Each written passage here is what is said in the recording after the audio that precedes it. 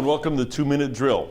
We have 14 days left in the regularly scheduled session, and the budget has really become the centerpiece of discussions at the State House. A lot of other issues going around, but the legislative leaders have been meeting with the governor, and it seems to be in a more constructive fashion than in the past. Obviously, we went 2 years without a state budget, so the fact that they're getting together and having constructive conversations actually in the middle of May is actually a move forward for those who want to see a budget that is responsible, of course.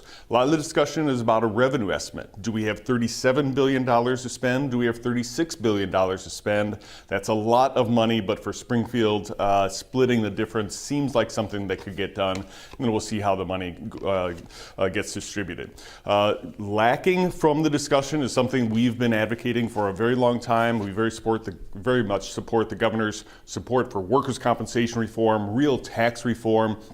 To be honest, in an election year, there's very little appetite on either side to have those issues try and be resolved before an election. The election is really going to be a referendum on those reform agendas, and we'll just have to see where the electorate wants to end up. I will go ahead and tell you that we continue to look out for what we call our whack-a-mole problem, which is bills popping up left and right that have either been dead in the past or brand new for us.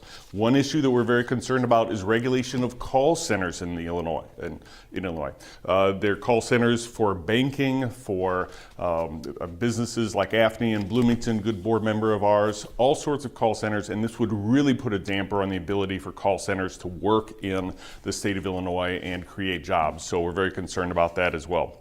Finally, the last thing I'll go ahead and talk about, you may not think is a huge issue for you personally, but the Supreme Court decision on sports betting really could have a big impact and could be the final thing that creates a new expansion of gaming that you may not be interested in, but could be the way to go ahead and fund substantial new investment in transportation infrastructure.